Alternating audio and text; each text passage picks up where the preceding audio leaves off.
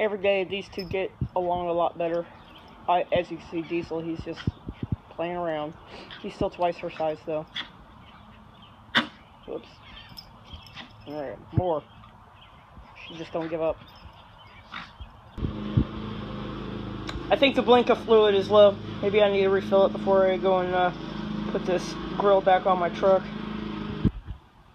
Alright, this ugly thing is a 3-speed manual transmission that I got from a friend off of a internet forum board that lives up north, about 2 hours away. He pulled this out of a 66.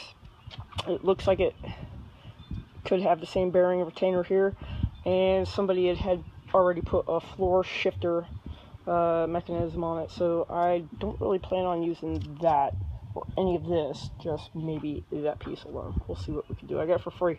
All I had to do was drive 2 hours. This is really just spray paint, you know, rattle can. I'm not really a great painter, but I just took some black and some red and kind of dressed up the oil pan a little bit. I do have a little bit of runs here, but who's going to look on the bottom of the oil pan? Did the valve cover. This is in like a ceramic spray paint. Red, Ford red, just like it was. There's a couple runs kind of down in the forward area, but, you know, I guess I can sand it down a little bit and go at it again. And then I did my fan. So I liked the red idea, but then there's no safety guard for it, so I decided just to put a couple black warning marks on it, I guess. And then did part of the bell housing as well, just black. It's not going to be seen at all. Actually, going back to the oil pan here, anybody remember the 1980s TV show called V? I was a little kid and it scared the crap out of me, but this actually just kind of reminded me of when that show came on. So anyway, something interesting, I guess. Alright, I'm back on that same spare tire fender. What I ended up having to do, and I'm doing some cleaning up on it right now, but this piece right here, when I put it in, it was exact to how it was, and then I put the fenders back on the side of the truck bed, and I'll show you that here in a second. Okay, this is with the fenders back on, and what I had to do was, this is the spare tire fender, and this portion right here, I actually had to reduce it by almost an inch. I followed almost identical to what was on there before, but, you know, when I got putting these back on, just to make sure that everything was kind of, you know, somewhat level, somewhat normal, it was severely out of whack right here on this one. I mean, it's beveled a little bit, you know, so when it's sitting back on the truck, you really won't notice, but an inch, you would have noticed. So this is, you know, the aftermath of me having to whack an inch out of this portion of the fender. So, I mean, it's pretty level right now. No, lucky me, I got a cold again. It's this time not the allergies. This is young recruits blowing their noses within two feet of me and then getting their nastiness all over the place. So anyway, I can barely breathe, and obviously I have a hard time talking.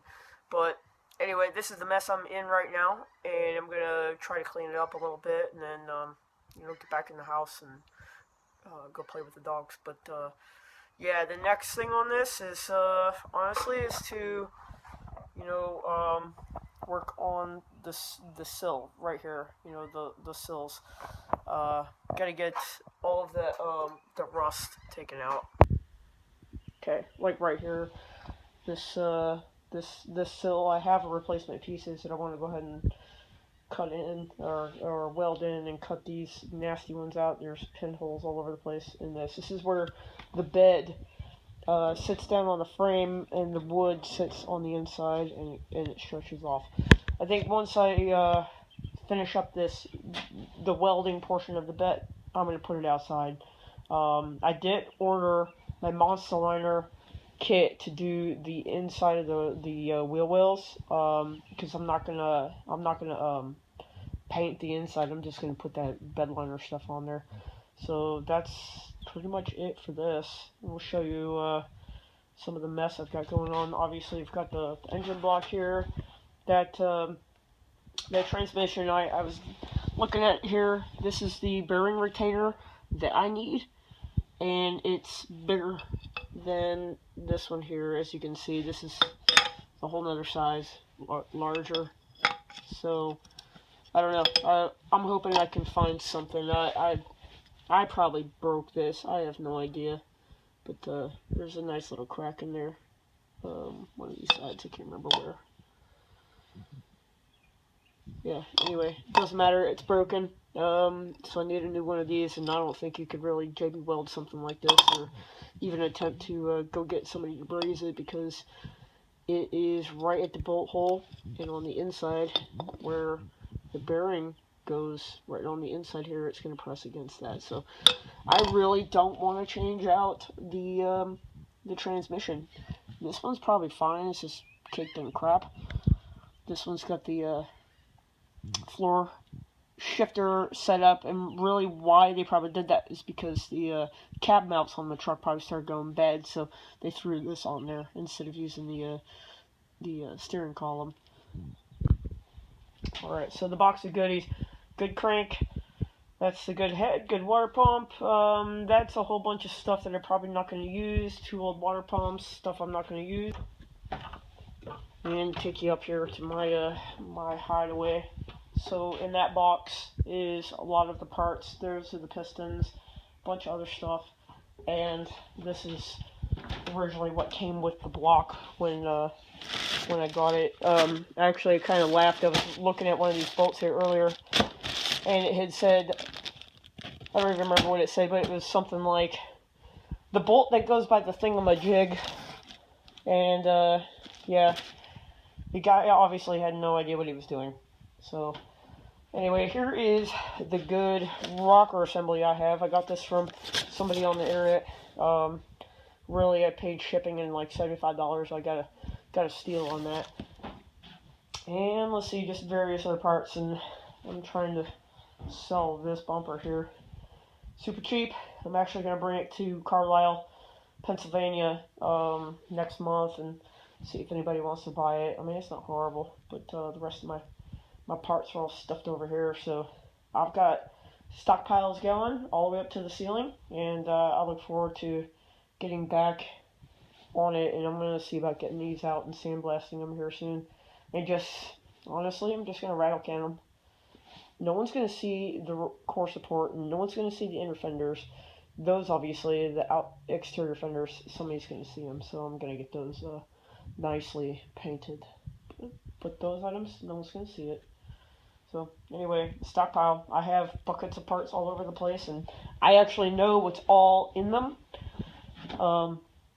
But, you know, if I was to pass away today, my family would be like, what in the world is going on here? Because there's stuff everywhere. Alright, I'm about to call it quits, and I want to show you one more thing that I'm not sure how to get these out. Hang on. Alright, these are the studs for the inside of the fenders, and if you can see over there, they're actually welded in. 3 tiny little spot type welds. I'm not sure how I'm going to cut those out. I actually have a new hardware kit that eliminates needing to weld those in, so I don't want to have to hack up the sides here just to pop those out. So if you have an idea of how I can get those little studs out, that'd be awesome. You know, honestly, I thought about just hacking putting slits in them, and kind of like this, hang on. So, like this. This was a carriage bolt that I hacked the sides off, and then used some vice grips to pull out when I had to pull the bed. So, I don't know, maybe I might do something like this. Anyway, if you've got an idea, give me a shout. Thanks.